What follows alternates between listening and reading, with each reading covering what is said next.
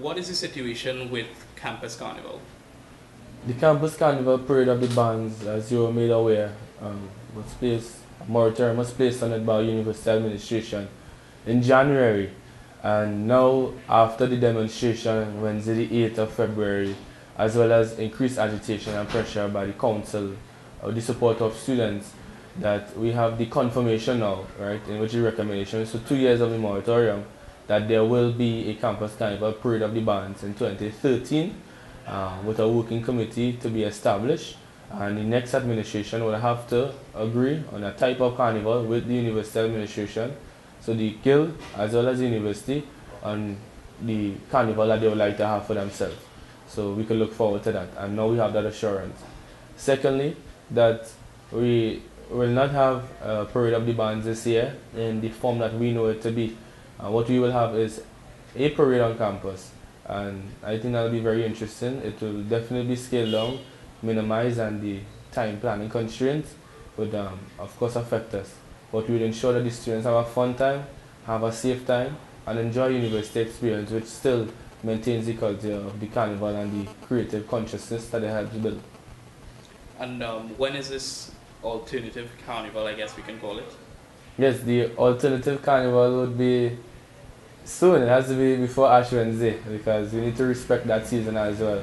For those who would abstain from a lot, but also give up self during that period. So you'll have more updates. So you can check it out on the Facebook group, and of course BlackBerry notices and the notice boards on campus. Secondly, what is the situation with the Humanities and Education Undercroft? The Humanities and Education Undercroft, the department approved a year ago. In fact, we inherited this decision in our administration, guild administration that is, for the enclosure of a Humanities Undercroft, 2/3 of it for office spaces as well as classrooms for foundation courses in the department. As much as we respect and understand the concerns of our university administration to have financial sustainability, in which this project will help reduce some continuous and persistent costs that the university suffers from, and also we recognize that instead of students walking to campus house to do those foundation courses, where security is also a risk when they move off campus, and I actually have friends who have personally been attacked while walking to class, and the security really had a challenge trying to deal with it.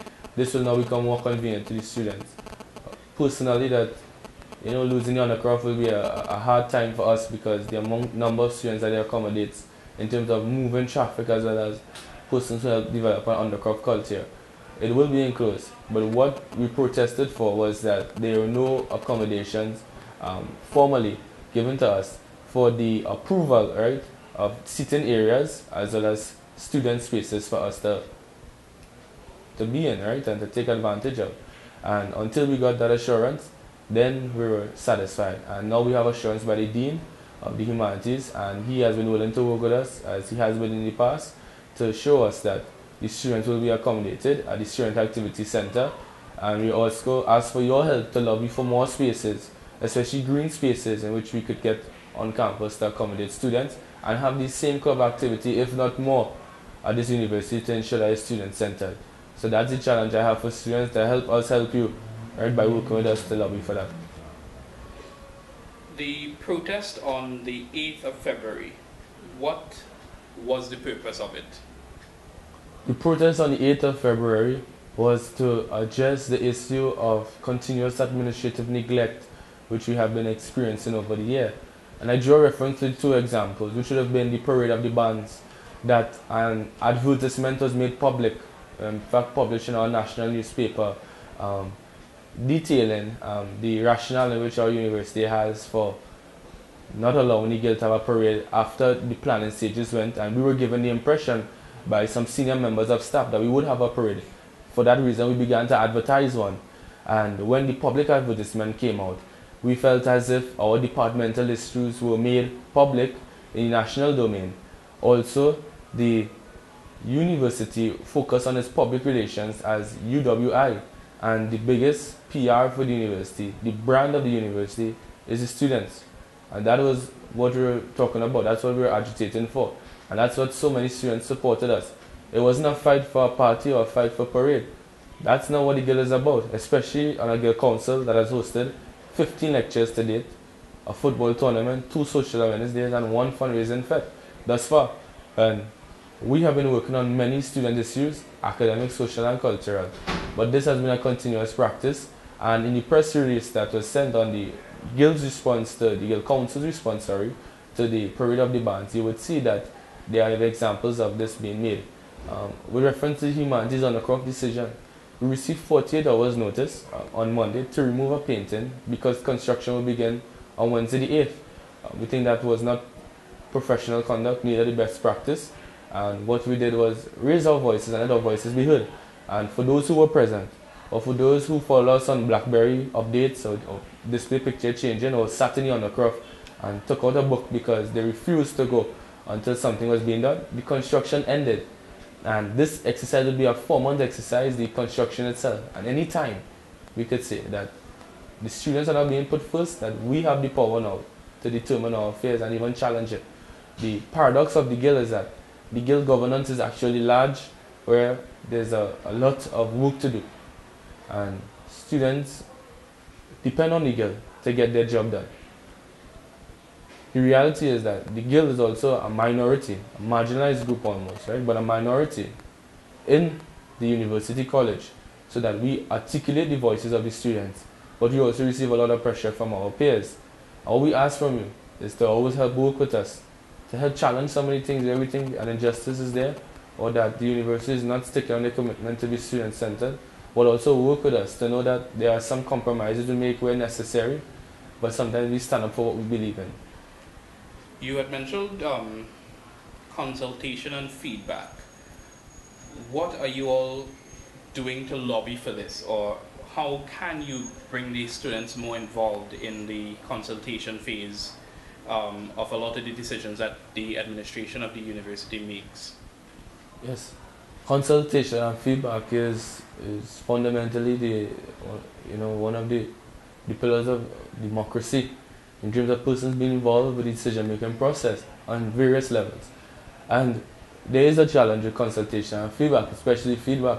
I can give direct reference to the Guild General Meeting, which is advertised 2 weeks in advance, 2,000 invitations printed, meet students out on Facebook, BlackBerry, posters on notice boards, and we had 40 persons in attendance from 18,000 students. So in terms of priorities, we need to address that culturally, that students need to see the value in attending these meetings and holding the Guild Council accountable, right? Because you enable us, you pay Guild fees, the same way I did, the $225, and we must hold persons accountable. The same way that you registered on a campus and it's a service that the university renders, that we are the customer. And what we have begun to do is create discussions. So from Thursday, the 1st of March, we would have discussions on a variety of issues with specific entities on campus, mature students, halls of residence experience, the shuttle service, library, younger students, which would be the demographic between 18 to 24 and the ideals, first year students, evening and part-time students, athletes on campus, sports personnel, artists on campus, and look at specific groups and articulate what are their needs, their interests, their concerns, and the solutions that we can have to help improve this university, because we do believe it's one university, but there will only be one university until the student input is put at the center. Anything you want to add in closing?